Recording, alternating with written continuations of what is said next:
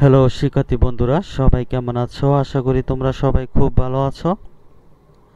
আজকে আমরা ক্লাস 6 এর ইংরেজি ফার্স্ট পেপার বই থেকে ইউনিট 18 এর আমরা বাকি যে লেসনগুলো ছিল আমাদের, সেই লেসনগুলো আজকে আমরা সম্পূর্ণ করব।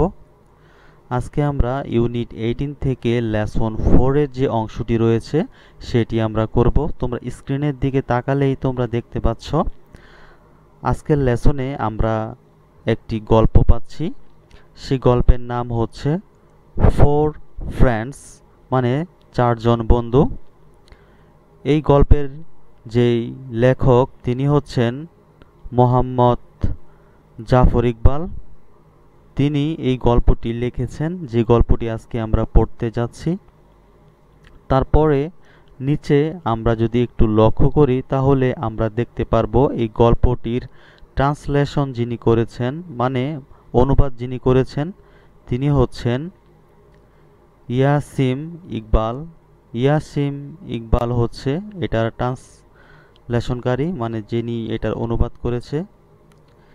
চলো তাহলে কথা না বাড়িয়ে আমরা ঝটপট আজকের এই গল্পটি পড়া শুরু করে দেই। আমরা ইংরেজি থেকে বাংলাতে ট্রান্সলেশন করে করে বুঝে বুঝে পড়ার চেষ্টা করব, যেন আমরা এই গল্প থেকে কোনো কোয়েশ্চেন পরীক্ষার মধ্যে পাওয়ার সাথে সাথে আমরা যেন বুঝতে পারি গল্পের কোন জায়গায় ওই কোয়েশ্চেনের উত্তরটা রয়েছে। আশা করি আজকের গল্পটি খুবই গুরুত্বপূর্ণ তোমাদের জন্য। মনোযোগ সহকারে সম্পূর্ণ ক্লাসটি করবে। এখানে প্রথমে বলা হচ্ছে Sadeep, Nandini, aunty and Mitchell were the best friend. তারা চারজন ছিল খুব ভালো বন্ধু। এই সেন্টেন্সটির মানে হচ্ছে এটি যে চারজনের নাম আমরা বলেছি, তারা চারজন খুব ভালো বন্ধু ছিল। তারপরে এইখানে বলা হচ্ছে they played together and sometime they got into trouble together. এই সেন্টেন্সটির মানে হচ্ছে তারা একত্রেই খেলাধুলা করত এবং মাঝে মাঝে সমস্যার মধ্যেও পড়ত। আশা করি তোমরা এই সেন্টেন্সটির মানে বুঝতে পেরেছ। পরবর্তী সেন্টেন্সের মধ্যে বলা হচ্ছে sometimes they would even get angry at each other while they were playing and then they would stop talking to each other. এই সেন্টেন্সটির মানে হচ্ছে, আমি একটু যেহেতু সেন্টেন্সটি বড় আমি তোমাদেরকে একটু ভেঙে ভেঙে বুঝিয়ে দেই। এখানে বলা হয়েছিল sometime they would even get angry. এর মানে হচ্ছে মাঝে মাঝে তারা একটু রাগ করত। ইচ আদার, একে অপরের সাথে। তারপরে বলা হচ্ছে হোয়াইল দে ওয়ার প্লেয়িং, তারা যখন খেলতো বা খেলাধুলা করত তখন তারা একে অন্যের সাথে মাঝে মাঝে রাগ করত। কারণ তোমরাও জানো অনেকগুলো ফ্রেন্ড একসাথে খেললে মাঝে মাঝে একটু রাগারাগি হয়, তাদের মধ্যেও তেমনটাই হতো। এবং দেন তারপর দে উড স্টপ টকিং, তারপর তারা কি করত, কথা বন্ধ করে দিত ইয়েচ আদার, একে অন্যের সাথে। আশা করি তোমরা এই সেন্টেন্সটির মানে বুঝতে পেরেছ। But they couldn't ever stop talking for long, কিন্তু তারা এই কথা যে তারা রাগ করে কথাটা বন্ধ রাখতো সেটি বেশি দিনের জন্য এমন করতো না, মানে অল্প কিছুদিন তারা কথা বন্ধ রাখতো, তারপর তারা আবার স্বাভাবিক হয়ে যেত। তারপরে বলা হচ্ছে সো অতএব they always made up again, এবং তারা কি করতো, আবারও ঠিক হয়ে যেত। So they always made up again. তারপরে সেন্টেন্সটা আমরা দেখব ওয়ান ডে, তোমরা দেখতে পাচ্ছ নিচে, one day Nandini, aunty and Mitchell went to Sadeep's house to play. এর মানে হচ্ছে একদিন যেই সাদীপ নামের যে ছেলেটা রয়েছে তাদের বাসায় খেলতে গিয়েছিল। কারা খেলতে গিয়েছিল? এই যে তারা তিনজন কি সাদীপের বাসায় খেলতে গিয়েছিল, এই কথাটাই এখানে বলা হয়েছে যে একদিন সাদীপ এর বাসায় নন্দিনী, আন্টি অ্যান্ড মিচেল খেলতে গিয়েছিল। যেহেতু গল্পটা হচ্ছে অতীতের গল্প, এই জন্য আমরা ছিল বলতে হবে। তারপরে হোয়েন মানে হচ্ছে যখন, দে মানে হচ্ছে তারা। হোয়েন দে যখন তারা, গট গট দেয়ার যখন তারা সেখানে পৌঁছেছিল বা গিয়েছিল, he was walking on his bat with his shoes. এই সেন্টেন্সটির মানে তোমরা একটু বোঝার চেষ্টা করবে। এখানে একটু মজার একটা কথা বলেছে তারা, যে যখন তারা তিনজন এই সাদিবের বাসাতে গিয়েছিল, যাওয়ার পর তাদের তিনজনের মধ্যে একজন কি করেছিল, যে সাদিবের বাসার যেই বিছানা ছিল বা বেড ছিল, সে বেডের মধ্যে সে জুতা নিয়ে কি করা শুরু করলো, হাঁটতে শুরু করলো বিছানার মধ্যে। এই কথাটাই বলা হয়েছে এই সেন্টেন্সটার মধ্যে। He was walking on his bed, সে তার বিছানার মধ্যে হাঁটতে শুরু করলো, উইথ হিজ শুজ, সে তার জুতা সহকারেই তার বিছানার মধ্যে উঠে গিয়ে হাঁটতে শুরু করেছিল। তারপর নান্দিনী নামে যে মেয়েটি ছিল তাদের বন্ধু, সে তাকে বলল, Sadip, what are you doing, তুমি এগুলো কি করতেছো? তোমরা দেখতে পাচ্ছ আমরা তাদের চারজনের ছবি এখানে দেখতে পাচ্ছি, যেহেতু এটা হচ্ছে ফোর ফ্রেন্ডস, চারজন বন্ধুর গল্প আমরা এখানে দেখতে পাচ্ছি। আমরা এখন নিচের দিকে গিয়ে বাকি যেই সেন্টেন্সগুলো আছে সেগুলো আমরা পড়ব এবং মনোযোগ সহকারে বোঝার চেষ্টা করব যে এখানে কি বলা হচ্ছে। এখন আমরা এখান থেকে পড়ব।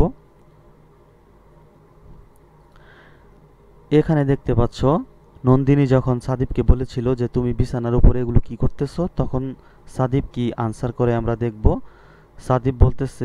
Sadip said, this are brand new shoes, আমার পায়ের জুতাগুলো হচ্ছে একেবারেই নতুন। দে উইল গেট ডার্টি, এই জুতোগুলো নোংরা হয়ে যাবে, মানে সে বলতেছে যে আমার জুতাগুলো নোংরা হয়ে যাবে। ইফ আই ওয়াক, যদি আমি হাঁটি, on the ground with them, যদি আমি এই জুতাগুলো নিয়ে এই ফ্লোরের মধ্যে হাঁটি তাহলে আমার জুতাগুলো ময়লা হয়ে যাবে। কথাটা কিন্তু একটু অন্যরকম, মানে একটু হাসির মতো, মানে হাসি পাওয়ার মতোই।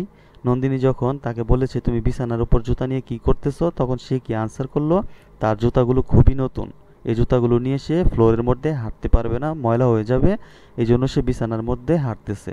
মানে বিছানা ময়লা হলে তার কিছু করার নেই, কিন্তু তার জুতাগুলো সে ময়লা করতে পারবে না, সে এটাই এখানে বোঝাতে চেয়েছে। তারপরের সেন্টেন্সে বলতেছে, সো অতএব, I am walking on this bed instead, সে এটাই বলতেছে যে এই কারণেই আমি কি করতেছি, আমি বিছানার উপরে হাঁটতেছি।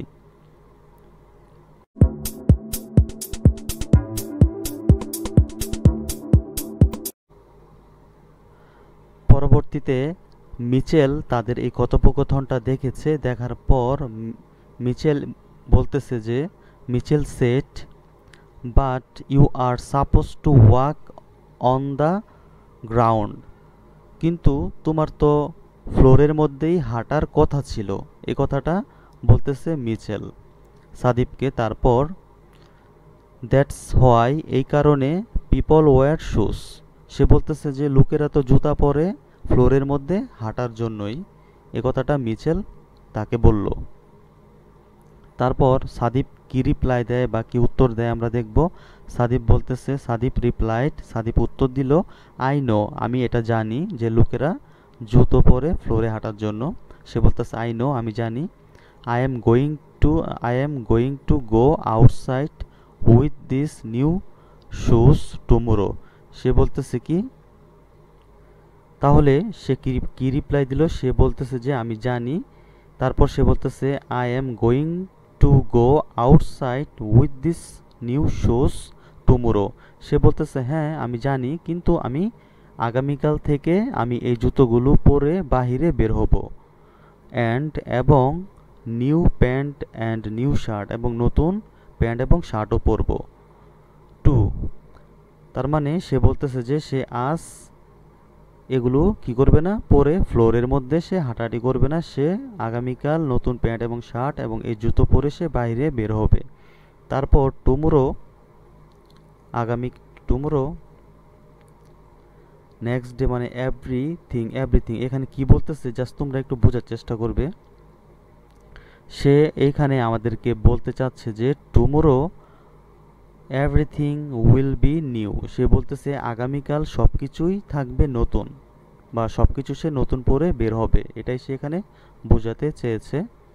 তারপরে আন্টি আক্স, আন্টি নামের যেই ফ্রেন্ড ছিল তাদের, সে এখন বলতেছে why is everything new tomorrow, কেন তুমি কালকে সব কিছু নতুন পরে বের হবে, বা কেন তুমি সব কিছু নতুন পড়বে কালকে।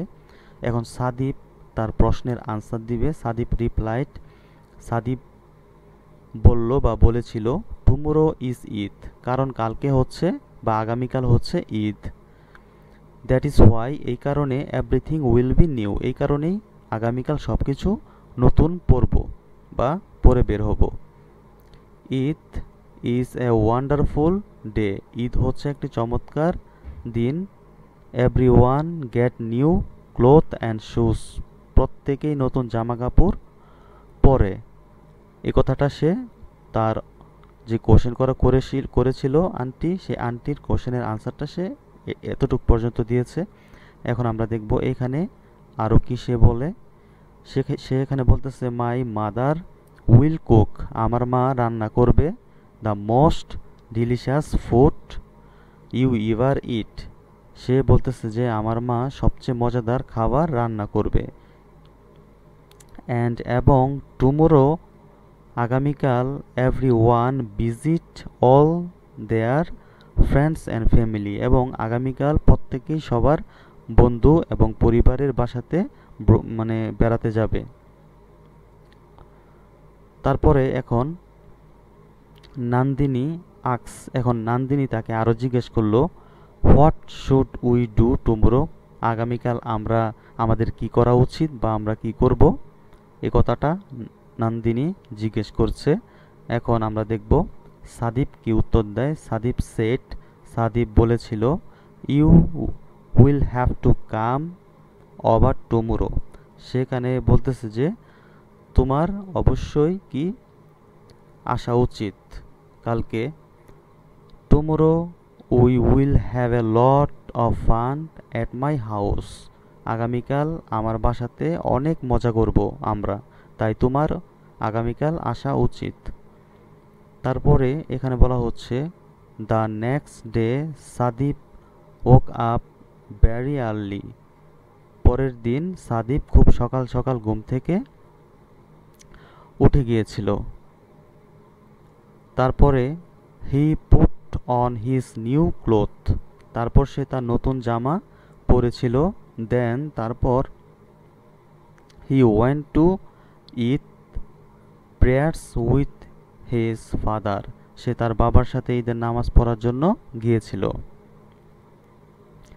আফটার, তারপর দ্য প্রেয়ার্স, আফটার প্রেয়ার্স মানে হচ্ছে নামাজের শেষে, এভরিওয়ান প্রত্যেকেই gave each other special Eid hug, ঈদের নামাজের পরে প্রত্যেককে কি করবে, কোলাকুলি করবে। তারপরে বলা হচ্ছে Sadeep was much smaller than all the grown ups, এখানে বলা হচ্ছে যে সাদীপ হচ্ছে সবার থেকেই ছোট, যারা সে মাঠের মধ্যে যারা নামাজ পড়তে গিয়েছিল তাদের থেকে সে অনেক ছোট। সো অতএব to give him an Eid hugs the ground up had to bend down, এই সেন্টেন্সটির মানে হচ্ছে সাদীপ যেহেতু ঈদগাহে নামাজ পড়তে গিয়েছিল এবং ঈদের নামাজ শেষে যখন সবাই কোলাকুলি করবে, সাদীপ ছোট হওয়ার কারণে অন্যরা একটু বাঁকা হয়ে তার সাথে কোলাকুলি করেছিল, এটাই এখানে বোঝানো হয়েছে। তারপরে বলা হচ্ছে হোয়েন দে গট হোম, যখন তারা বাসাতে গিয়েছিল, Sadeep mother had set out all kinds of delicious food, সাদীপের মা সবাইকে খাবার পরিবেশন করেছিল টু ইট, খাওয়ার জন্য, অন দ্য টেবল, টেবলের মধ্যে। আশা করি তোমরা এতটুকু বুঝতে পেরেছ। While every one was eating, যখন সবাই খাওয়া শুরু করেছিল, দ্য ডোরবেল র্যাঙ্ক, তাদের দরজার যে কলিং বেল ছিল সেটা বাজতে শুরু করেছিল বা বেজেছিল।